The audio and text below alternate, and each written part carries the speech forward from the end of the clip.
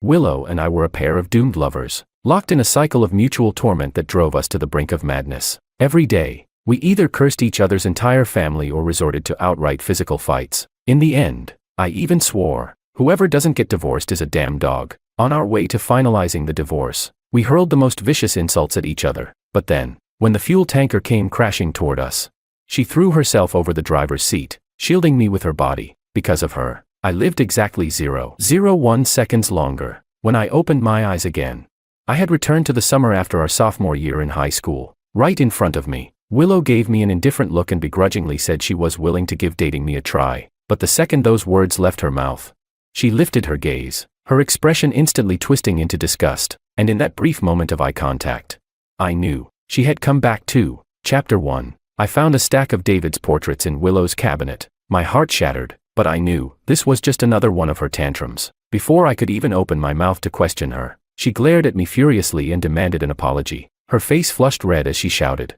"Forget about me thinking of him for a second. Do you seriously think you did nothing wrong by rummaging through my stuff?" Before I could respond, she slapped me hard. Fuck. Without a second thought, I slapped her back, just as hard, leaving a deep, crimson handprint on her cheek. Her eyes widened with rage, and she lunged at me, clawing at my face. She screamed, "How dare you hit me? Are you insane?" I grabbed the sketches and threw them in her face. I spat, "I'm insane. You're the one who's fucking insane. Who the hell secretly sketches their own brother-in-law, and even fantasizes about his damn abs? Tell me, Willow, when the fuck did my brother ever have abs? You're a married woman. What kind of perverted crush is this?" Willow's eyes turned red as she stared at the scattered drawings on the floor. She bit her lip and hissed, "George, I've never met anyone as despicable and vile as you. You're just jealous of David. You hate him because you know you'll never measure up. You can't even compare to a fraction of him. Why wasn't it you who died back then?" I'd heard this line 1,000 times before, but no matter how many times she said it, it still made me lose my mind. I grabbed a chair and charged at her. I roared, "I'll fucking kill you." That day, we beat each other to the point that we ended up at the police station. A cop looked me over and asked, "Domestic violence?" I let out a cold laugh. "This is mutual combat. Got it? Don't start crying domestic violence just because you lost. Try not to be so shamelessly biased." I looked disheveled, with scratches all over my face. But Willow, she was a mess. Her hair tangled and blood dripping from her forehead. This round was my victory. The moment we walked out of the station, we pointed at each other's faces. This marriage is over. Whoever doesn't go through with the divorce is a damn dog. Chapter 2. Who would have thought that we'd die on our way to finalizing our divorce? Just a second before the fuel tanker crashed into us, she was yelling at me, calling me a sick pervert for rummaging through her things. I shot back, calling her a delusional creep with a perverse obsession. Willow, fuming, retorted, "The only one I've ever liked is David. From the beginning to the end, it's always been David. If you didn't look exactly like him, do you really think I would have ever agreed to be with you? George, take a good look at yourself. What part of you could ever compare to David?" The thing I hated most in this lifetime was being constantly compared to my younger brother, David. Even though he was dead, I still had to live in his shadow. Why? We were in the middle of screaming at each other when a deafening screech filled the air. The fuel tanker had lost control and was barreling toward us. My mind went blank. I had no time to react, no time to turn the wheel. Willow's face went pale, and in the next second, she lunged forward, throwing herself over me, shielding my body with half of hers. I stared at her in shock. This woman, the one who had been entangled with me for the past 10 years. We were never good together. We fought, we bickered, and we never stopped. So why didn't we separate? People had asked her that before. People had asked me too. She never answered. I just kept my head down and smoked. Neither of us could say why. Just like that year, the year she suddenly stopped me in the hallway, looking lost and pitiful, asking if my offer still stood. She was willing to give it a try. How strange. Just a few days before, she had rejected my confession outright, saying she wasn't interested in dating, only in focusing on her studies. And yet, a few days later, she had suddenly changed her mind. It took me years to find out the truth. She had liked David, but David had turned her down. Heartbroken, she had turned around, and saw me, saw my face, identical to David's, and without thinking, she walked toward me. She used me as a substitute. She looked at me and remembered him. 10 years. She deserved to die. She should have died. Who asked her to save me? All she did was give me an extra 0.01 seconds to live. How unlucky. Well, a debt is paid in death. Everything between us could finally turn to smoke and fade away. In the next life, if I opened my eyes, shit, the moment I opened my eyes, I saw 17-year-old Willow. How did I know she was 17? Because the moment she lifted her eyes, those icy almond-shaped eyes of hers glanced at me, and that look reminded me of the way she had looked at me when I first confessed. Disgusted, she had given me the same look back then and sneered, calling me so painfully dull. She had asked me what era I thought we were living in, who still used roses to confess. She said she liked swallowtails, because they symbolized freedom, untethered and unbound. Wasn't that beautiful? No, I didn't think so. Roses represented love. If I liked someone, I would give them roses. Take it or leave it. She left it. So from that day until the moment we died under the wheels of that tanker, I never gave her another flower. Reincarnating to this moment, not a good thing. In fact, it was even worse luck than before. And the worst part? Willow lifted her head. The moment our eyes met, we both saw something familiar in each other's gaze. Well, I didn't even need to think. She had come back too. Chapter 3. That summer was unbearably hot. Senior year was approaching fast. Some people were running from one tutoring class to another, while others had private lessons at home. But me, I did nothing. Every day, I wandered aimlessly. I left home before dawn and only dragged myself back unwillingly at dinner time. Today was no different. I kicked pebbles along the road, radiating resentment so thick that people could probably feel it from 5 meters away. And then, I saw Willow. For a split second, I felt nervous. I liked her. She was the first person I ever had feelings for, sweet and bitter all at once. But she had rejected my confession, tossed away the flowers I gave her. With a distant smile, she told me she was only focused on studying and had no interest in dating. I turned and left, swearing I would never like her again. But now, as she slowly walked toward me, my heart pounded uncontrollably, and I couldn't move. Then she said, "Do you still mean what you said that day? Should we give it a try?" I barely thought before nodding frantically. That moment of utterly shameless, spineless submission, it would become the greatest humiliation of my life. Now that I had another chance, I didn't hesitate. I let out a cold laugh and silently flipped her off. Willow stomped her foot in anger and stormed away. 10 minutes later, we met again, this time at my front door. Alicia stood there, gripping the doorframe, her face full of suspicion and wariness as she stared at Willow. "Who are you looking for?" Alicia asked. Willow's face turned red. She looked flustered, uneasy, even a little nervous. "Ma'am, I'm looking for David. Could you let me see him? I have something to say to him." Alicia frowned. "Why are you looking for David? Who are you?" Her hostility was tangible now, her eyes sharp and threatening. Willow seemed startled but still tried to speak. I clicked my tongue impatiently. "What the hell is wrong with you?" I scowled. "Didn't I already tell you I'm not interested? Why are you showing up at my house? Do you think going to my brother will help you? Don't you know he's the one I despise the most? Come with me." Under Alicia's suspicious gaze, I yanked Willow downstairs. She huffed, shook off my hand, and put her hands on her hips. "I know you came back too," she said, glaring. "I don't want to hold on to the past anymore. If you think I wronged you, I'll apologize. But George, you should understand, coming back to this moment is a rare opportunity. No matter what, I'm going to save David this time. I'm not asking for your help, but don't get in my way or I won't forgive you." I listened, expressionless, as she delivered her little speech. When she finally finished, I laughed, coldly. "Who the hell do you think you are, idiot?" I thought about it. How many girls had liked David? He was exceptional, kind, brilliant, the perfect student. At school, he was always ranked first, a top candidate for the country's best universities, a prodigy destined to be a national exam champion. He excelled in every competition, math, physics, calligraphy, music, he did it all flawlessly. And yet, he never acted superior. He was polite to everyone, always carrying a gentle, polite smile. At home, he was our parents' pride, the family's shining hope, praised by everyone. He was obedient and filial, never once disobeyed an elder, no matter how unreasonable the request. He would always nod and comply. But that same David, the star of our family, on the day he received his national exam results, on the day our parents threw a grand banquet to celebrate him, on the day everyone envied him, he climbed to the rooftop and jumped. No one knew why he killed himself, not even me. But as the years passed, as memories played back over and over, I began to see the cracks beneath the perfect surface. Chapter 4. After parting ways with Willow on bad terms,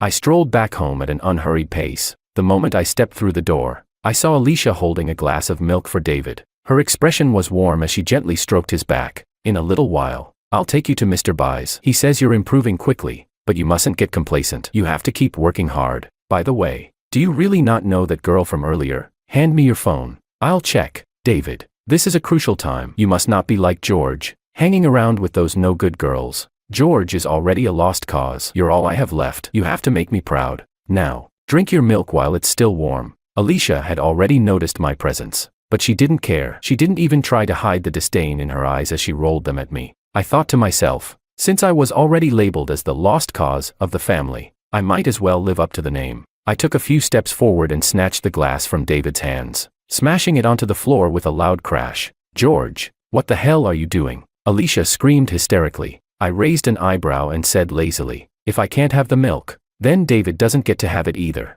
Had I ever had milk when I was little? I couldn't remember. All I knew was that ever since I became aware of things, nothing good in this house had ever been meant for me. Whenever I tried to reach for something, nutritious meals, carefully prepared dishes, Alicia's hand would come down on mine with a sharp slap. "What do you think you're doing? That's for David. Feeding you is a waste. I'd rather feed it to a dog. At least a dog can guard the house. What can you do?" At first, I cried and threw tantrums, demanding what was mine. But all I ever got in return was a beating. Alicia never held back when she hit me. She would raise her hand high, and when it came down, smack, the sound would echo in the room. My head snapped to the side from the impact, my face stinging, my mind buzzing. "George, have you lost your damn mind?" she shrieked. "You think you deserve to drink milk, with those grades of yours? Trying to compare yourself to David? Look at yourself. What part of you even comes close? Get out. You're not welcome in this house." She grabbed the ruler from the table, ready to beat me with it. But this time, I didn't just stand there and take it. I turned and ran. As I sprinted, I knocked over chairs, tables, flower vases, whatever I could get my hands on. The house filled with the sound of shattering glass and crashing furniture. Alicia screamed, chasing after me. But no matter how chaotic it got, no matter how loud, no matter how violent, David sat there, perfectly still. He didn't try to stop me. He didn't try to stop her. He just sat there, watching. And then, he calmly picked up the book on the table and started reading. It wasn't until I snatched his phone that he finally reacted. For the first time, he looked up at me. For a brief moment, I saw confusion flicker in his cold gaze, before it froze over again. Frozen, as he watched me dash into his room and slam the door shut. The first thing I did was try to lock it, but the lock was broken. It didn't even have that function. So I had no choice but to press my back against the door, using my body to hold it shut. Outside, Alicia was kicking the door, screaming profanities. I grinned, twisted and exhilarated, as I unlocked the phone. Then, at the top of my lungs, I yelled, "Hello, police. My mom is trying to kill me. You need to come save me." Chapter 5. Alicia was taken away. She resisted the whole time, even scratched a police officer's neck, and swore she'd kill me. As a result, she was given 24 hours of detention. The officer looked at me with a mix of sympathy and concern. He asked if I needed help contacting other family members. He gently told me that their hands were tied, that if I insisted on having Alicia detained, things would only get worse for me when she got out. I nodded repeatedly, thanked him for his concern, but I insisted. She had to be detained, at the very least. I said, "I'll get one good night's sleep." The officer's gaze softened with pity. Then he pointed at David. "Is he your older brother or younger?" he asked. "Is he okay compared to me?" David, who sat motionless, staring into space, seemed more worrying. I let out a bitter laugh, tapped my temple, and said loudly enough for David to hear. "Him? His brain's broken. He's an idiot." David froze, his jaw tightening. Out of humanitarian concern, the officers called our father, the father who was always away, working non-stop, the father who only came home for holidays or when David achieved something great. He apologized to the police politely, promised to return soon, and assured them he'd handle his wife. But I knew, at the very least, he wouldn't be coming back for the next 2 days. After the police left, I yawned. David stood there, staring at me with an unreadable expression. I stretched, then casually strolled into David's bedroom and sprawled onto his bed without hesitation. 5 minutes later, footsteps approached. I opened my eyes to see David standing at the bedside, his face cold. "This is my room," he said, frowning. "Oh," I replied, "please leave, and if I don't, this is my room." That's all he could say. Wasn't this the same guy whose essays always got published as model examples? I smirked. "What, you treating this bed like your wife or something?" David clenched his jaw even tighter. His gaze darkened. I continued lazily. "If not, then let me borrow it for the night. This is the first time I've slept on a bed this soft, under a blanket this plush. Now get lost, and don't forget to close the door on your way out." I shut my eyes, ignoring him. After a long while, he finally turned and left. And yeah, he really did close the door for me, though not very gently. So he did have emotions after all. I always thought he was just a block of wood, rolling over. I buried myself in the blanket. I wasn't trying to provoke him. I was simply stating a fact, because in this 3-bedroom apartment, I didn't have a room. I used to have one, a tiny, dimly lit study. But then David started learning piano. And in order to make space for that grand piano worth tens of thousands, Alicia emptied out my room. Then she built a makeshift partition on the balcony. The space was so small that not even a single bed could fit. So Alicia bought me a folding cot instead. Martin, my father, protested. You're being ridiculous. Where's George supposed to sleep? Alicia waved him off without a care. What else can we do? The house isn't big enough. Mr. Bai said David has exceptional talent in piano. He could be the next Lang Lang. We all have to make sacrifices for David. If George was as capable as him, I'd treat him well too. Martin stayed silent for a long time. Then he sighed and said nothing more. And so, I moved into that cramped little balcony and lived there for almost 10 years. I resented Alicia. I resented Martin. But the one I hated the most was David. He accepted everything so easily. He never once spoke up when Alicia mistreated me. Not once. I had looked at him countless times, hoping, waiting. But every time, my hope turned to disappointment. Even worse, I started to think that when he looked at me, his eyes weren't just cold, they were condescending, enjoying it, as if he hated me just as much as I hated him. But why? What the hell did he have to hate me for? That night, I drifted in and out of dreams. I dreamed of Alicia. I dreamed of Martin. But mostly, I dreamed of David and Willow. David, splattered on the pavement, skull cracked open, face unrecognizable. People screamed in horror, one after another. They shook me by the shoulders, demanding, "Why wasn't it you who died?" Their twisted faces blurred, and then they became Willow's. She grabbed me by the throat, her voice hysterical, her fingers tightening. "Why wasn't it you who died?" Chapter 6. I jolted awake from my nightmare, drenched in sweat. The moment I opened the door, I saw Willow standing outside, facing David. Her cheeks were flushed, her hands fidgeting. She looked every bit like a girl experiencing first love, innocent, sweet, shy. "Good morning, David," she greeted him softly. "Have you had breakfast? I made some myself. Do you want to try it?" She held up the food like it was some kind of treasure. Not just some, but a lot. David, standing in the doorway, didn't let her in. His voice was flat. "No, thank you. May I ask why you've come to my house?"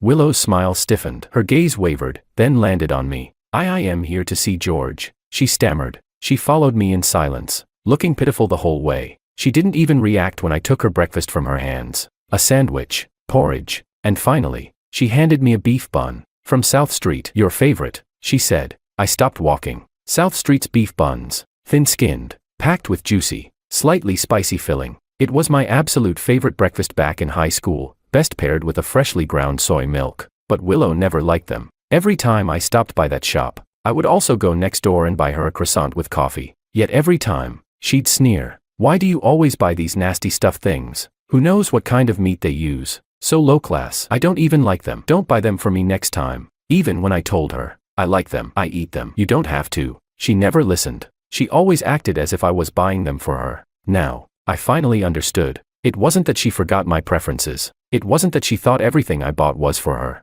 She just wanted an excuse to belittle what I liked, to make herself feel superior. The realization hit me like a slap, so I gave her one right back. A sharp smack across her face. Willow gasped, clutching her cheek. "What the hell? Why are you hitting me again?" she cried. "Try to manipulate me again, and I'll hit you again," I said coldly. She bit her lip, eyes brimming with tears. "I don't ever want to talk to you again." I laughed. "You don't want to talk to me? I don't want to talk to you either. Goodbye." She stomped her foot, furious. "Fine. Goodbye forever." 2 hours later, at a fried chicken shop, we locked eyes again. She gawked. "What are you doing here?" I smiled politely. "Welcome to fried chicken." She blinked in confusion. I kept up my fake smile. This place, named literally Fried Chicken, was owned by her cousin. At that moment, she was interrogating him. "You hired him?" she demanded. "You do realize he's underage, right? That's illegal." Her cousin grinned. "Well, you don't say anything." "I don't say anything, who's gonna know?" Willow turned to me, eyes narrowing. "Why are you working here? Did you pick this place because you thought my cousin would be easy to fool? Why do you even need a job?" I smirked and enunciated clearly. "None of your damn business." That afternoon, I worked the counter while Willow sulked in the corner, puffed up like an angry little pufferfish. At some point, I glanced over, only to find her head tilted back, mouth slightly open, fast asleep. Her cousin clapped me on the shoulder. "George, does my cousin like you? Are you too involved?" I silently wiped down the table. "She likes my brother," I said. Cousin frowned. "What? My identical twin brother?" I clarified. He stared. "Holy shit. Substitute romance. She's a total scumbag. If you say so." No, wait here. I have to beat some sense into her. Good news number 1, Willow got chased out of the store by her cousin, ducking and dodging a broom. Good news number 2, I officially passed my probation period and landed the job. $10 an hour, double pay on holidays, paid monthly. When I left the shop, Willow was still sulking against the wall. She stood when she saw me. Got something to say? Spit it out, I muttered. She huffed. Can you not talk like that? If not, I'm leaving. She scowled. What did you say to my cousin? Why did he hit me? I rolled my eyes, refusing to engage, but she grabbed my sleeve. George. She hesitated. Did you always live on the balcony? I froze. Why? Your family has 3 bedrooms. Why did you live on the balcony? Is that why you bought such a huge house later, and had a custom 3-meter wide bed made? But then why, when you couldn't sleep, would you always go to the study? And why? Why? She wasn't done. I yanked my sleeve away, irritation flaring. We have nothing to do with each other anymore. Not now, not ever. Stay the hell out of my business. What did it have to do with her?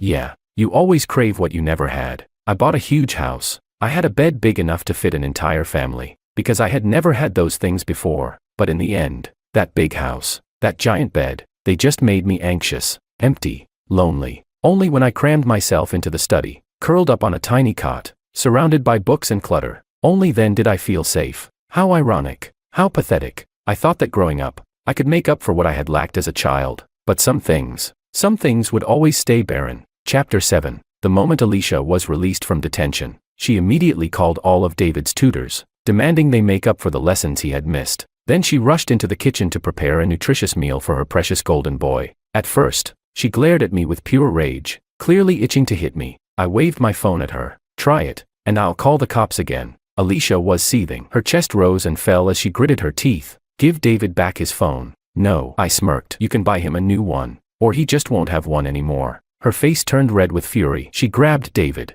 checking him all over, interrogating him about whether I had laid a finger on him in the past 24 hours. David, looking exhausted, simply shook his head, said nothing. To Alicia, his silence meant only one thing. I had definitely done something to him, but she was wary now. She didn't dare touch me. She could only clutch her chest, her face twisted with resentment. What a curse upon me, birthing such a disaster. You're a worthless failure, and yet you still bully David. I should have strangled you when you were born. Why didn't I kill you? With nowhere to vent her rage, she chose to ignore me entirely, as if I didn't exist. No food for me, no share of the meals. Even the drinking water was moved into David's room. I shrugged it off and went to the balcony. I sat there, eating a pack of buns under the streetlights outside. They were delicious. From that day on, Alicia erased me completely. If it weren't for the fear of gossip, she probably wouldn't even let me step into the house. But I didn't care. Every morning, I went to work. Every night, I came back late. When I was hungry, I ate bread. When I was thirsty, I drank bottled water. The only annoying thing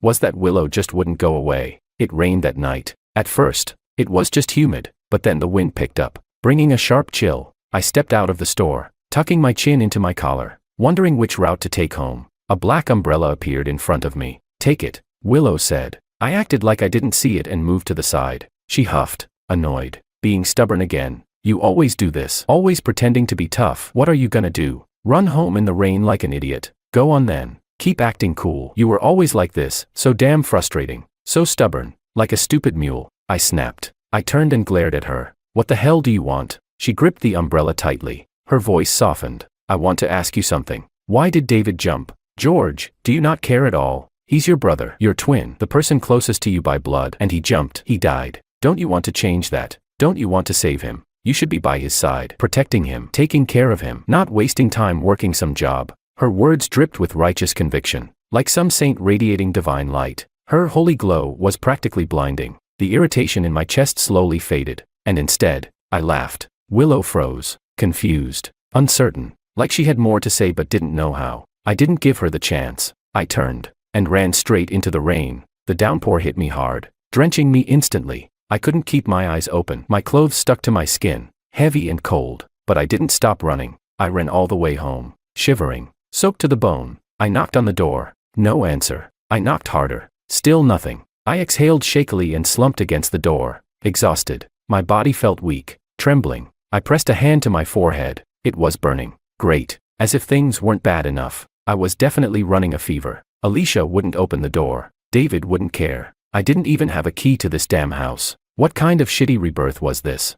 I leaned back against the door and drifted into a feverish haze. I didn't know how long I was out before. The door suddenly opened. A sliver of hallway light cut through the darkness. I looked up. David stood there, wearing a tank top, staring down at me with a blank expression. I shoved past him and stumbled inside, dripping water onto the floor. A laugh slipped out of me. Wow, you actually opened the door for me. I thought you'd be happy if I just died out there. David said nothing. He just closed the door and quietly grabbed a mop, wiping up the puddles I left behind. Alicia's cold indifference was different. David wasn't cold. David was empty. Like I wasn't even there. Like he didn't see me, didn't want to see me. Then why? Why the hell did he ask me for help back then?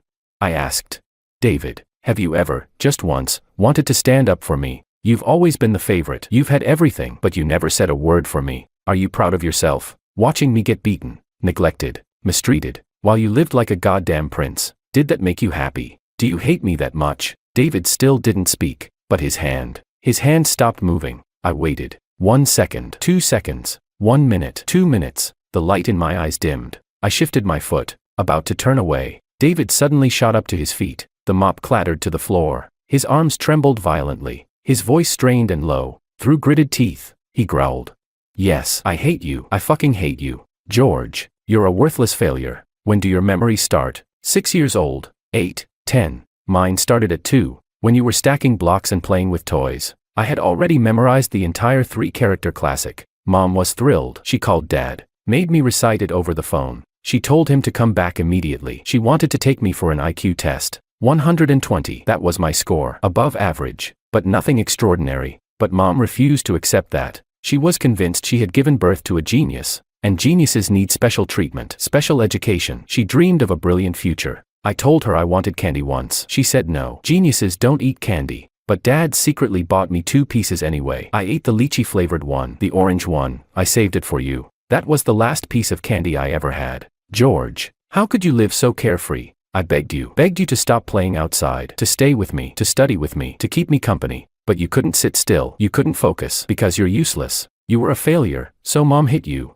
yelled at you, abandoned you. But I was a genius. If I ever stopped being a genius, if I ever became a failure like you, she would have killed me. Chapter 8. A flash of lightning split the night sky, illuminating David's face. His eyes were bloodshot, filled with fear, despair, and helplessness. Then, a deafening clap of thunder followed. I shuddered involuntarily, the bone-chilling cold creeping from my fingertips through my entire body. I asked, "What the hell are you talking about? Who would kill you, Alicia?" David clenched his fists so tightly that his knuckles turned white. You don't understand. You don't understand anything. Have you ever lived in a room that couldn't be locked? Where, at any moment, someone could silently appear behind you. She couldn't understand the books I read, but she would suddenly speak, telling me I was sitting too close to the pages, telling me my posture was wrong, telling me I couldn't let my mind wander. I couldn't relax for even a second. Those eyes were always there, always watching. Have you ever woken up to find someone standing at your bedside, opening your eyes to see someone just watching you,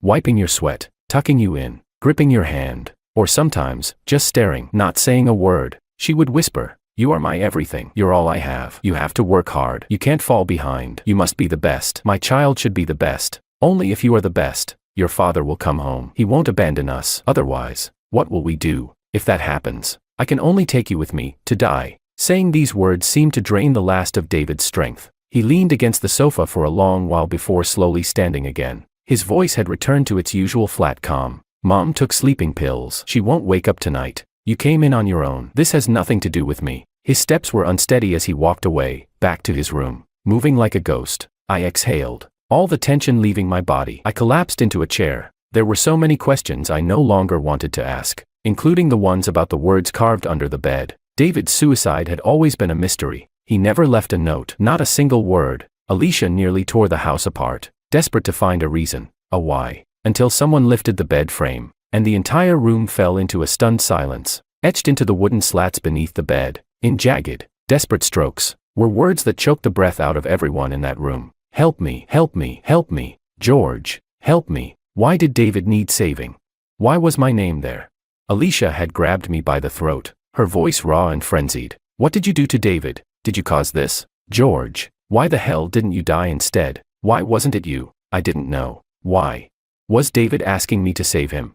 Or was it because of me that he needed saving? By then, Alicia's hatred no longer affected me, but I had been thrown into uncertainty. David, what were you trying to tell me? That night, I had taken over his room. After he shut the door, I crawled under his bed. It was spotless, not a single speck of dust, even cleaner than the floor outside. I turned on my phone flashlight and aimed it at the wooden slats above me. The words sprawled across half the space, cramped, uneven, desperate. My fingers trembled as I reached out, brushing over my name. David, were you asking me to save you? Chapter 9. Alicia glared at me. How did you get in here? I sipped my porridge leisurely. Locking me out last night was the first and last time. Otherwise. Alicia let out a cold laugh. Otherwise? Otherwise what? This is my house. You come in when I let you in. If I don't, George, what the hell are you doing? She shrieked, hesitating between stepping forward and staying back. I grabbed David and pressed his head down, scissors hovering just above his scalp. He didn't move. Aside from a quiet grunt of pain at the first tug, he didn't make a sound. Alicia's entire body trembled, torn between fury and panic. Let go of David. What do you think you're doing? I raised an eyebrow. Don't move. Otherwise, I won't know if I'm cutting his hair or his neck. Alicia gasped sharply. George. Snip, snip, snip. Chunks of David's hair fell to the floor. Alicia let out a cry, like I was slicing into her flesh. Her reaction delighted me. With no regard for style or symmetry, I wielded the scissors ruthlessly. Hair rained down in uneven clumps, scattering messily across the ground. Alicia's sobs and shouts rang in my ears. David sat there, silent and still, his head bowed, as if none of this had anything to do with him. Finally, I tossed the scissors aside. Alicia lunged at me, shrieking, shoving me backward. She cradled David's face in her trembling hands, her expression devastated, like someone had just defiled her most precious treasure. Then, with another scream, she grabbed a stool and swung it at me. I bolted, but just as I reached the door, something heavy slammed into my back. Pain shot through my body. I sucked in a sharp breath, but I didn't stop. I sprinted down the stairs and crashed right into Willow. Her eyes widened with concern. What happened? You're so pale. Are you hurt? What was that noise upstairs? Were you fighting with your mom? Get lost. I snapped through gritted teeth. She grabbed my arm. Why are you always like this?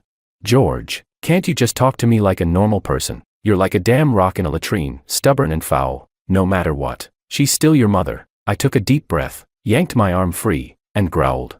Don't push me this early in the morning, or I'll slap the hell out of you. Willow frowned. George. Willow. I locked eyes with her, my voice cold. You grew up in a damn honey jar. So listen carefully. Stay away from me. Stay away from my family. And stay the hell away from David. Her lips pressed into a thin line. Her face darkened. I won't, she said. George, no matter what, I won't give up on David this time. I will save him. I laughed. A sharp, mocking laugh. Save him? And who the hell are you? Does he even remember who you are? You think reading a couple of redemption stories makes you some kind of saint? Give me a break. Chapter 10. Days passed, neither fast nor slow. I had completely severed ties with that house. Whenever I was around, the atmosphere would plummet to sub-zero levels, turning the place into an icebox. Alicia took David to the barber to fix his hair. The only solution, shaving it all off. Now, he looked like a monk fresh out of the temple, begging for alms. He was even colder toward me. Not a single glance, not even in passing. I continued my routine, early mornings, late nights, keeping myself busy. The only nuisance. Willow. After disappearing for 3 or 4 days, she suddenly started showing up at the fried chicken shop. Every single day, she'd sit there for hours. We didn't talk, but I could feel her staring at me, spacing out, lost in thought. Summer vacation was already more than halfway over. I got my first paycheck in this life, and finally, the day I had been waiting for arrived. Tomorrow, David would perform at the city's music gala, a grand event, live-streamed, an occasion important enough that even our perpetually too busy father had to make an appearance. Alicia was visibly on edge. She hovered over David, making him practice his piece over and over again. Don't be nervous, she kept repeating. Just perform well. You must perform well. No mistakes, not even one. I snorted. Alicia shot me a hateful glare. The next morning, before the sun had even risen, she dragged David out of bed to practice again. I buried myself under my blanket, trying to block it all out. By the time I woke up, they were gone. The fried chicken shop was busy that day. While cleaning up, Willow's cousin asked, "Where's my sister? She didn't show up today." I shrugged. No idea. She's classy, probably off enriching her soul somewhere. He frowned. The hell does that mean? I just smiled and didn't bother explaining. That night, when I got home, Alicia was practically dancing with joy. David is my pride and joy, she kept saying. Clearly, the performance had been flawless, but Martin, our father, was nowhere to be seen. I raised an eyebrow. Where's my dear old dad? Ignoring home 3 times in one day. Alicia's smile froze. Her entire body stiffened. You wouldn't understand, she muttered. Your father is busy. Where do you think all the food and drinks you consume come from? Do you think making money is easy? I laughed. Oh, and here I thought he was busy entertaining his mistress. Alicia flinched. Then she narrowed her eyes. What nonsense are you spouting? I shrugged. Fine, call it nonsense. Then, her expression darkened. She stepped in front of me. Do you know something? I smirked, watching her patience unravel. Just as she was about to snap, I said, Butterfly Hotel. I saw him walk in with a woman in his arms. Alicia's face twisted, as if she had been struck by lightning. Her features contorted into something grotesque, monstrous. She grabbed her purse and stormed out without another word. Between Alicia and Martin, I hated Martin more. As a child, I respected him. Unlike Alicia, he wasn't openly biased. He often scolded her, saying, both of them are my sons. How can you treat them so differently? So I told him everything. I told him about my beatings, my neglect, and then I said, if you and Mom ever get divorced, I want to live with you. Martin had ruffled my hair. His eyes filled with something like guilt, something like relief. But that night, when he and Alicia got into an argument, he had thrown my words right in her face. Even George wants us to divorce. He doesn't want to stay with you. Look at what a terrible mother you are. Then he grabbed his suitcase and left. Alicia had turned to me, eyes dark and dangerous. She had dragged me by the hair into the kitchen, made me kneel there all night. I had cried, calling Martin over and over, begging him to come back, telling him I was scared. He had cursed Alicia out over the phone, comforting me with empty words, but he never came back. Never. That was his concern. Alicia had made it clear, she didn't love me. She didn't care about me. Martin had always claimed to care, but in the end, he did absolutely nothing. And then he told me, I do care about you. I just can't do anything about it. Chapter 11. David slowly got up, ready to return to his room. I spoke. Wash your face, change your clothes, and come with me. His steps paused, but he didn't move further. I frowned. I'm only waiting 10 minutes. If you're not ready by then, I'm leaving. He hesitated. Where are you taking me? I smirked. To sell you off. For a moment, David looked utterly lost. His dazed expression amused me. I tapped the table. Hurry up. David flinched and spun around, nearly tripping over himself as he rushed into his room. 8 minutes and 30 seconds later, he emerged, dressed in the same monotonous white shirt, but his face had some color to it now. His breathing was uneven. He must have rushed. I nodded toward the door and led the way out. David followed exactly 1 meter behind me at all times. Whenever I turned back, the distance remained unchanged. First stop, the fried chicken shop. My cousin widened his eyes. Holy shit, you really do look identical. Then he laughed. But you're easy to tell apart. Your brother looks all proper. And you look like a damn street punk. I chuckled. Well, we're different people. Of course we're easy to tell apart. I grabbed a bag of fried chicken and a cup of Coke, placing them in front of David. This is our best-selling salt and pepper chicken. Try it. David obediently picked up a fork and started eating. I leaned back and spoke casually. I work here part-time. When I'm not at home, I'm usually here. The boss is nice. Co-workers are friendly. But there's a lot to learn. It took me half a day just to learn how to make this chicken. You're smart, though. You'd probably get it in an hour. I'm also learning how to make fried chicken burgers. It's pretty fun. David listened quietly, eating in small, careful bites. Halfway through his chicken, I took the plate away. Save some room. We're eating more later. Is there anything you want to eat? I asked. David thought for a moment. Street food. Next stop, University Town. An entire street lined with food stalls. We walked from one end to the other, then looped back again. After an hour and a half, David's face had turned pale. Stomach ache? I asked. He nodded. All right. No more food. Let's go to the next place. Bus ride, 20 minutes. David looked confused when we arrived. I didn't explain. I led him into a small, old apartment building. Second floor, third room on the left. I unlocked the door and stepped inside. It's small, just a bed, a sink, and a bathroom. I bought the desk and chair myself. Not much choice. This was the cheapest rental near school. I used Willow's cousin's ID to rent it. He paid for a year up front, and I pay him back monthly. I placed the key in David's hand. This door can be locked from the inside. There's only one key. If someone knocks, you can choose to open it, or not. Do you want to stay here for the night? David gripped the key so tightly that his knuckles turned white. I didn't wait for his answer. I turned and left. Outside, I sat on the steps for a long time. Finally, I heard the click of the lock turning. The corner of my lips curled up slightly. Then I stood and walked away. Meanwhile, Alicia was losing her mind. Alicia had never been easy to deal with. She was obsessive, controlling. Anything that slipped out of her grasp drove her insane. And the one thing that could push her over the edge completely was Martin. Martin, who ignored her calls. Martin, who never took her out. Martin, who rarely came home. Martin, who always said, "Do you know how busy I am? Do you know how hard it is to support a family? Fine, then you go work and I'll stay home with the kids." Alicia was all bark and no bite. She could scream, throw tantrums, and act unreasonable, but with Martin, she always backed down. As long as he came home, it was enough. As long as he didn't divorce her, it was enough. Did she really not know about his affairs? Impossible. She just pretended not to see, until I ripped her illusion apart. She stormed into the hotel and attacked the mistress. Martin, furious, kicked her out. What he didn't expect was that someone had already reported the hotel for illegal activities. Not only did the police arrive, but so did reporters. Everything was caught on camera. Hospital for some, police station for others. A wonderful night. The next morning, when I stood in front of David again, his expression shifted from confusion to shock, then realization, then pure dread. "George, what are you doing?" he asked. In the window's reflection, my head gleamed under the light. I had shaved it. A perfectly smooth, bald head, just like his. The crisp white shirt I wore, taken from his closet, with my expression as cold and indifferent as his. We were completely identical. No one would be able to tell us apart. I looked at him seriously. "Let's play a game. Starting today, you're George, and I'm David. You run, and I settle the scores." Chapter 12. Martin refused to admit he had cheated. He insisted the woman was just a subordinate, that they had been discussing work.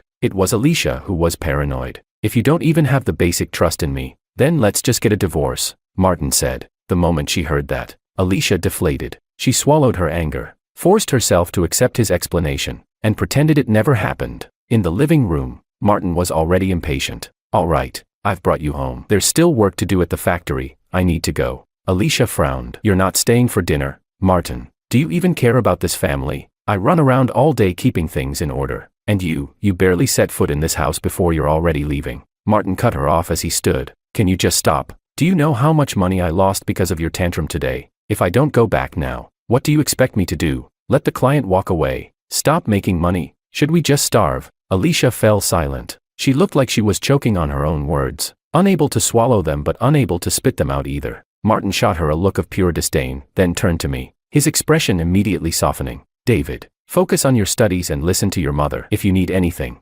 just ask, I'll get it for you." Then he asked, "By the way, where's George? I haven't seen him all evening." "Alicia, did you scold him again? You really need to stop. Both kids are yours. How can you be so biased?" The moment his name was mentioned, Alicia nearly fainted from rage. I spoke slowly. "George is gone. I sent him away." The room fell into dead silence. Martin turned to me, his brows furrowing. "David, what do you mean by that? What do you mean you sent George away?" Alicia, on the other hand, seemed reinvigorated. "Did George bully you again? That little bastard. Our family is cursed." I remained calm. "George was affecting my studies. I couldn't concentrate, so I told him not to come back until after the college entrance exams." "But," Martin started, his face full of disapproval. "David, no matter what, George is still your brother. He may be troublesome, but that's Northwest reason to drive him away." "That's not right," Alicia immediately countered. "What are you talking about? Do you even know what George has become? Look at David's hair. That was George. He shaved his own brother. He even called the cops on me. Kicking him out was the right thing to do.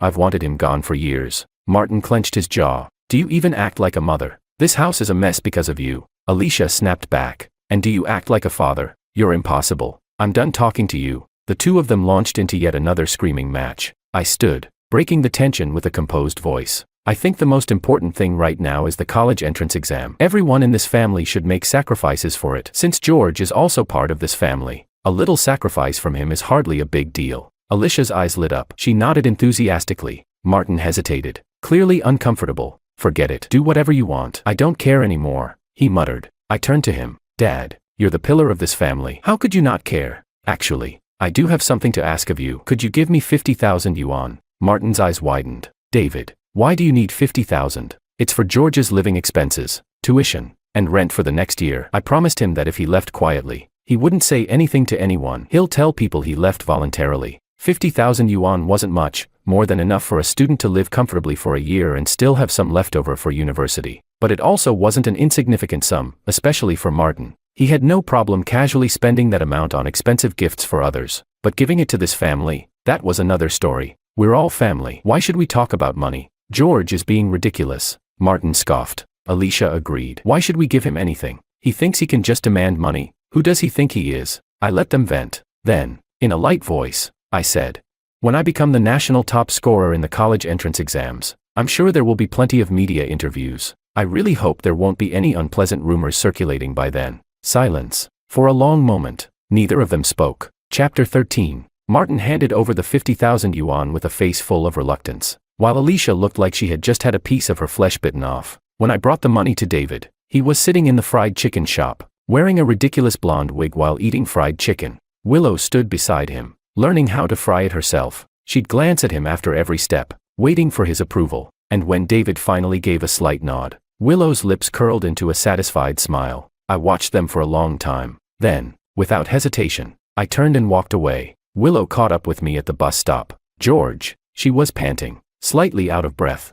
I knew from the first moment that wasn't you. David's suicide, it was because of your parents, wasn't it? And this is your plan, taking his place. George, what exactly are you trying to do? I turned toward her, gently smoothing her slightly messy hair, just like I had done in my past life. Willow froze. Her eyes swirled with an emotion I couldn't decipher. George, don't do anything reckless, she whispered. I sighed. You're afraid I'll kill myself? Do I look like the type to do that? Willow shook her head. No. If you ever decide to die, you take someone down with you. Not bad. She knew me pretty well. I chuckled. So, stay out of my business. If you really want to do something, just keep helping David, like you did today, filling in the gaps, fixing what he misses. Willow, you're not the heroine of some redemption novel. The only person who can save David is himself. Back home, Alicia had already prepared dinner. The same repetitive menu: braised beef, scrambled eggs, vegetables, rice, and, of course, a glass of milk. David, drink your milk while it's hot, she said. I picked up the glass and, right in front of her, poured the entire thing into the sink. She gasped, looking utterly shocked. David, what are you doing? I'm not drinking milk anymore, I replied. Her expression twisted. Why? Do you have any idea how nutritious it is? I've never even touched this milk. I always saved it for you, and you're just wasting it. I frowned. You really don't know I'm lactose intolerant. David had already told me. He knew he was lactose intolerant. As a kid, he didn't drink milk often, only occasionally, when Alicia forced him to, and every single time, he'd end up vomiting and curled up with stomach cramps. That was when Alicia would get excited, calling Martin, telling him David was sick and he needed to come home. If David refused to drink it, she'd just sit beside him and murmur, "Don't you want Daddy to come home and see you?" Alicia's face darkened. What lactose intolerance? I've never heard of that. David, don't listen to those liars. They just want you to buy useless health products. Mom knows what's best for you. You've been drinking it for years and nothing's happened. Do you think I would ever hurt you? I stepped back, looking at her with pure disappointment. All I ever asked was that you support me properly while I study. Just a simple, reasonable diet. And you can't even do that. Forget it. I'll ask Dad to hire a housekeeper. Alicia's face twisted in disbelief. I work so hard, for who? And now you want to replace me with a housekeeper? David, do you even have a heart? I tilted my head slightly. But you did do a bad job, and I can't even say that. Mom, when you make a mistake, you should admit it. Only then can you improve. Alicia snapped. She hurled her glass to the ground. Then, as her rage boiled over, she raised her hand to slap me, but I tripped her before she could. She stumbled, barely catching herself. I looked down at her, completely indifferent. Mom, you look just like a madwoman right now. 3 a.m. The alarm woke me up. I grabbed a knife from the kitchen and stepped into Alicia's bedroom. Her face was still flushed with anger from earlier. After she stormed off, she had locked herself inside, refusing to come out. She hadn't even eaten dinner. I stood beside her bed, twirling the knife between my fingers. When the blade lightly tapped the wooden nightstand, the dull sound echoed through the silent night. Alicia stirred. Her eyes fluttered open, and locked onto me. For a second, she froze. Then, panic. And then, pure, horrified screaming. I shushed her. Mom, relax. It's just me. Her voice trembled. David, what are you doing? What are you holding that knife for? She clutched her blanket, scooting back until she was pressed against the wall. Her voice cracked. You wouldn't. I sighed and sat down on the edge of the bed. Mom, is this the knife you always use when you cook for me? I weighed it in my hand, letting the dim light reflect off the blade. It's pretty heavy. Must be tiring to use every day. Even if your cooking isn't great, I can't deny you put in effort. I smiled. Mom, as long as you don't interfere with my studies and my future, you'll always be my beloved mother. Go to sleep. I'll watch over you. Alicia looked like she was about to break. She swallowed her fear and somehow managed to send me back to my room. But what she didn't know, tonight was just the beginning. The next day, I ordered food from a restaurant and had it delivered. When Alicia saw the server bring in the dishes, she lost it. Right in front of them, she threw the food onto the floor, screaming at the top of her lungs. Then she grabbed everything on the table, plates, cups, utensils, and smashed them. Shards scattered across the ground. And I didn't say a word. I simply stood there, cold and expressionless, watching her, silently, until her anger started to waver, until hesitation flickered across her face, until, for the first time, I saw a hint of shame. I clicked my tongue and turned to leave. She grabbed my wrist. "Where are you going?" I met her gaze, calm and steady. "Mom, I have a heavy study load this afternoon. I need proper nutrition." Chapter 14. Fear often comes from a lack of power. As a child, I feared Alicia because I couldn't fight back. She could slap me across the room with one swing. She could drag me effortlessly. She could pin me down, and I wouldn't even have the strength to struggle. Later, I hated her favoritism, her neglect, her cruelty, but I no longer feared her. Now, I could dodge her slaps. If I couldn't dodge, I could run, and if I grabbed her arm, she wouldn't be able to break free. I told my music teacher. My brother grew up eating leftovers and scraps, but he's stronger than me. He barely gets sick. Meanwhile, I was raised on the best food, yet I get out of breath just walking a few steps. I was a gentle, meticulous person. She immediately asked if I was feeling unwell. Concern etched into her face. I gave her a bitter smile and continued. "You wouldn't know this, but I'm lactose intolerant. Yet my mother insists that milk is good for me and forces me to drink it. She says it's for my health, so she controls my diet. She never lets me eat until I'm full. Everything I eat is low fat, low salt, and completely bland. Beef, eggs, vegetables, that's all I ever get. Even when I'm sick, my diet never changes. I never played outside. She said it was a waste of time. These legs of mine, they're practically useless now." Bai's face twisted in distress. "How could your mother be like this?" she murmured. "Good food is only good if it suits the person. Doesn't she understand that everyone's body is different?" I cast her a grateful look, and through the corner of my eye, I saw the half-open door. Alicia had to be here. She had my sheet music in her bag, after all. So I sighed dramatically and said, "Bai, I wish you were my mother. Mothers should be like you, gentle, knowledgeable, respectful. Tell me, how can someone who can't even control their own emotions be qualified to raise children?" Alicia stumbled as she walked home, her mind in turmoil, and the moment she reached the building, she saw Willow standing at the door, holding a box of pastries. "What are you doing here?" Alicia snapped. "George doesn't live here anymore. Stop coming around." Willow pouted, looking a little embarrassed. "Ma'am, actually, I like David. I made these pastries myself. I wanted to give them to him." Alicia froze. For a moment, her gaze flickered between disappointment and satisfaction. Then she turned to me. "David, what's this about? Is it true? Do you have any idea what time it is? You're preparing for college entrance exams. How could you be doing something like this? You've really let me down." I let out a casual "oh," brushed past her, and opened the door. Then I took the pastries from Willow's hands. "Thanks," I said. Alicia snatched them from me and smashed them onto the ground. "Dating, at your age. Asterisk, your father and I work so hard to send you to school, and you're out chasing girls. David, you've truly disappointed me." Her voice dripped with venom, spitting out disappointed like a curse. I raised an eyebrow. "She likes me. She's the one throwing herself at me, not the other way around." Alicia scoffed. "Oh, please, why you? Why not someone else? You must have done something." I smirked. "If that's what you want to believe, I can't help you." Her face darkened. "David, what kind of attitude is that?" I walked into the kitchen, grabbed a butcher's knife, and tossed it onto the floor in front of her. "If you think this is unacceptable," I said coldly, "then go ahead and kill her." Silence. Alicia froze. Willow swallowed hard and took a step back, almost unnoticeably. She was smart enough to realize that appearing in front of Alicia caused trouble. So lately, she had been keeping her distance, circling, watching. But I had called her here today. I had told her, "Come if you want. Drop by as often as you like. If you want to drive someone insane, you can't rely on just one method. You need to attack from every angle so that everything becomes a trigger." That night, I appeared at Alicia's bedside again. I didn't make a sound. She woke up on her own within 30 seconds. The moment she saw me, she bolted upright. I grabbed her hand. My voice was soft. "Mom, it's just you and me left in this house. You'll never leave me, right? No matter what happens. You know I love you, but wouldn't it be better if you were just a little more perfect?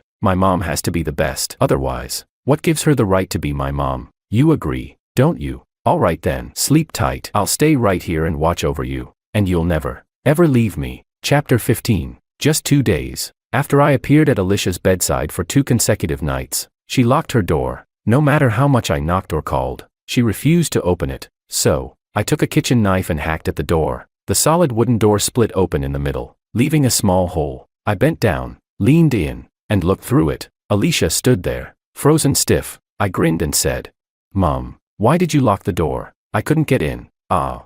Alicia's continuous screaming woke up the neighbors upstairs and downstairs. Soon, people gathered around. What's going on?" Alicia rushed out, pointing at me and shouting, "He's crazy. He chopped my door with a knife. He's insane. Somebody grab him." I feigned confusion and said, "It's because my mom locked the door, and I couldn't get in," Alicia said. "That's my room," I replied. "But you broke the lock on my door. You can come and go as you please. Since you love me so much, of course, I have to love you the same way. Isn't that right?" The next day, Alicia, pale and avoiding my gaze, had someone install a new lock on my door. Sometimes, when reasoning doesn't work, there's no need to explain further. She used to say, "If the knife hasn't cut into your flesh, it doesn't hurt. Then go ahead and cut her once." Summer break slipped away unnoticed. I never saw David again. When school started, without even discussing it, he took my seat, and I took his. Just like before, we had no interaction, always avoiding each other when we crossed paths. The only one who seemed anxious was Willow. She asked me what I would do if I couldn't keep up with the grades. I scoffed and said, "Who says David has to be the top student? Does David even want to be number one?"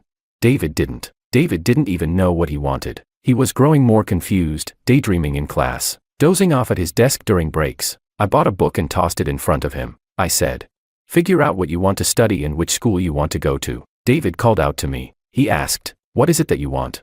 Without hesitation, I answered, "Money, a lot of money." I had already started pushing Alicia to ask Martin for money. Alicia was a complicated person. It wasn't until I became David that I found out Martin only gave the family $2,000 a month for living expenses. She carefully budgeted that amount, always calling Martin to assure him that she didn't spend a single penny on herself. She was proud of that, and the only reason she could justify asking Martin for more money was, "This money is for your child. It's not for me." Twisted, stubborn, self-inflicted suffering. Was she a pitiful person? Yes, but that was her problem. What did it have to do with George or David? Alicia was visibly aging. She was losing confidence. Whenever she resisted, I would quickly crush her. How do you break someone down? Just step outside their logic, ignore their emotions. Then it's effortless. Like asking Martin for money, why would I need a reason or an excuse? It didn't matter whether he was willing or not. If you refuse, I'll go insane. You lose money, you avoid disaster. For half a year, the household was in constant turmoil, but not once did anyone bring up George. Just like when George was 10. He deliberately failed a test, but no one cared. David got new sneakers. He didn't. The dim light bulb on the balcony, no one replaced it. They forgot to give him lunch money, so he went hungry all day, hiding in the stairwell of their apartment. He wondered, if he disappeared, would his parents be frantic with worry? Would they search for him desperately, only to tell him they were wrong and they shouldn't have treated him like that?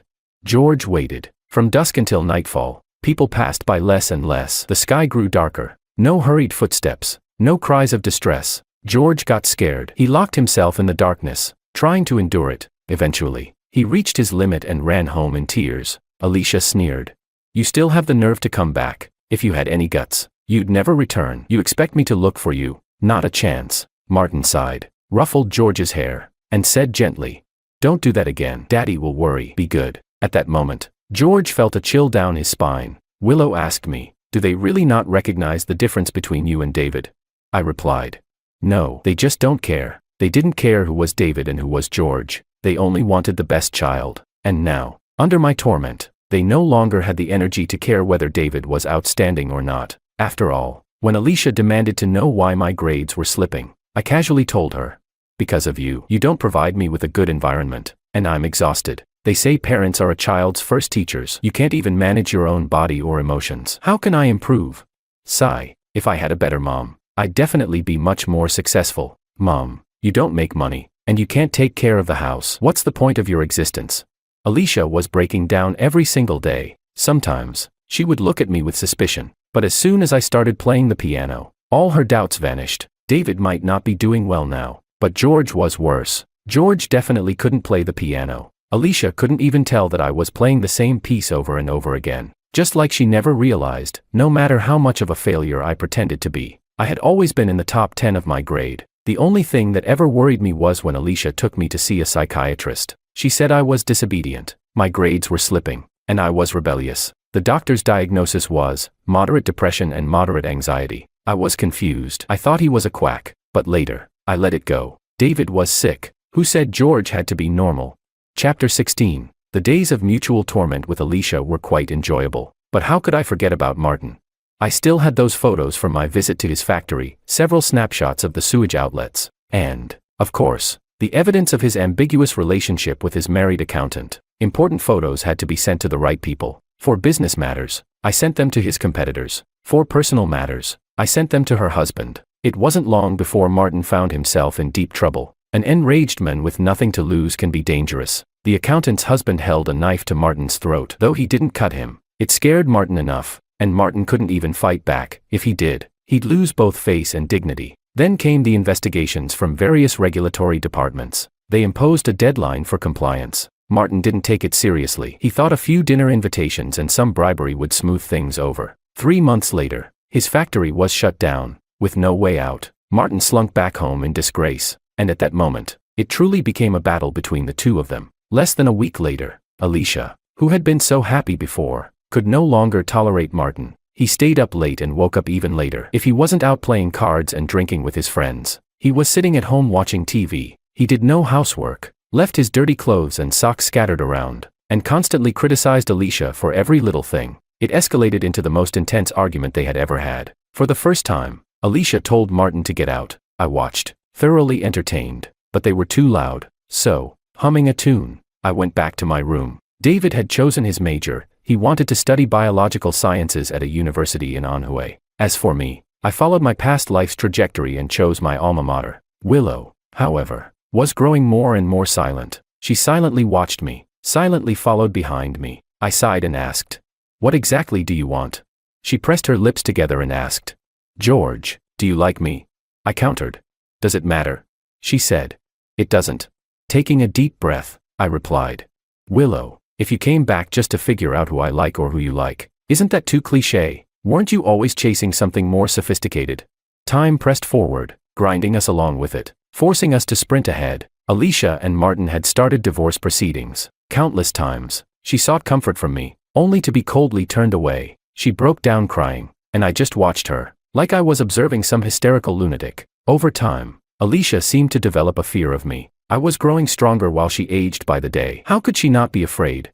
But she could rest assured, I would always treat her exactly as she had treated me. Finally, the college entrance exams arrived as scheduled. David had already packed his bags and bought his ticket for that very night. He was eager to leave, desperate to go somewhere new. I looked at him calmly and said in a low voice, "George must exist somewhere in this world. He must live a full life until the end of his days." David hurriedly lowered his head. He stepped forward and grasped my hand. He said, "Brother, I can't stand you, but what can I do? You're also the one I care about the most." That night, Willow stopped me. She said, "You want to provoke your parents, don't you? Use me. I'm offering myself for free." I scoffed. "Idiot." As I turned to leave, her voice lowered. She said, "George, we shouldn't have ended up like this. All these years, I kept wondering if I truly liked you. I didn't know, but I did know that I didn't want to leave you. That day, when you said you were only with me out of competitiveness, that you only wanted to surpass David and never actually liked me, I was hurt. So I lashed out. George,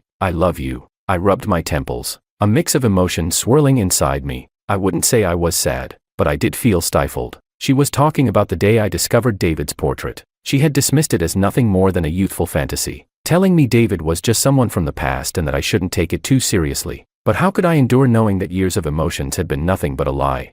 So, I had sneered at her and said, "Well, aren't we a perfect match then? You used me as a stand-in for David, and I used you to surpass David. Perfect. Neither of us owes the other anything." Willow's eyes widened. She asked, "What did you just say?" I repeated.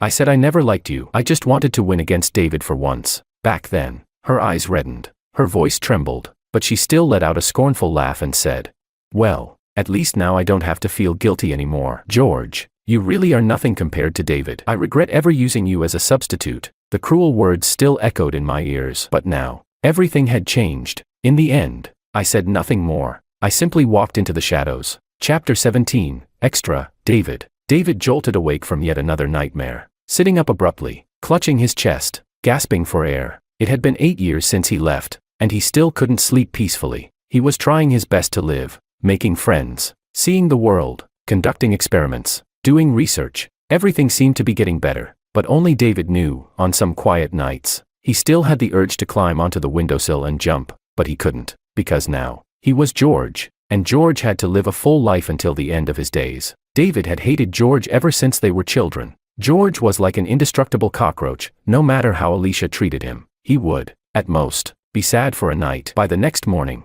he'd be back to his usual grinning, reckless self. How could he be so carefree, so free?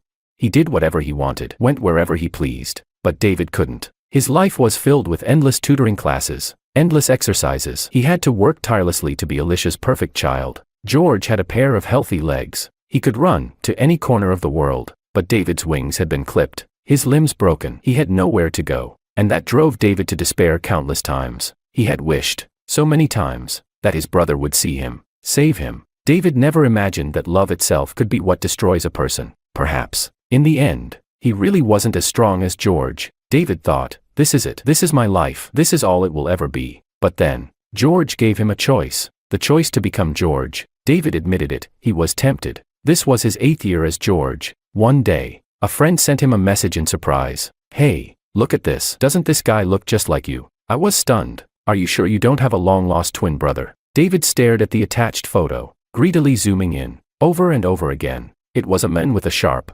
serious expression, dressed in a professional suit, wearing gold-rimmed glasses. He exuded an air of arrogance and defiance. It was George, the real George. David had tried countless times to find out news about George. He knew George had gotten into a great university, but that wasn't what Alicia wanted. What would she have done to him? David tossed and turned for nights. Eventually, he bought a ticket home, sneaking around for half a month, until George told him to get lost. David wanted to ask about their mother, how she was doing now. George snapped. That's none of your damn business. She's barely enough for me to mess with. If it were you, that useless piece of trash, you'd let her walk all over you. David thought, yeah, he really was useless. Why did the struggles that nearly broke him never seem to affect George at all? David had always known that George was brilliant. He had to fight tooth and nail just to stay at the top of their class. George could break into the top 10 with ease. He had to practice over and over to memorize a music piece. George could play it after hearing it once. David had been terrified. If their family had to have a failure, he wanted it to be George. But now, it seemed, he had been the failure all along. And maybe, that wasn't so bad. David suddenly missed George terribly. He pulled out his phone, dialing the number he had memorized by heart. The call was answered almost immediately. A voice on the other end asked, "Who is this?" David gripped his phone tightly, his entire hand trembling. He couldn't say a word, his breathing just grew heavier. After a long silence, George spoke. "I'm busy. If you're not afraid anymore, then come back." David felt his eyes sting. He hummed in response, his voice light, almost joyful. He was willing. He wanted to go home.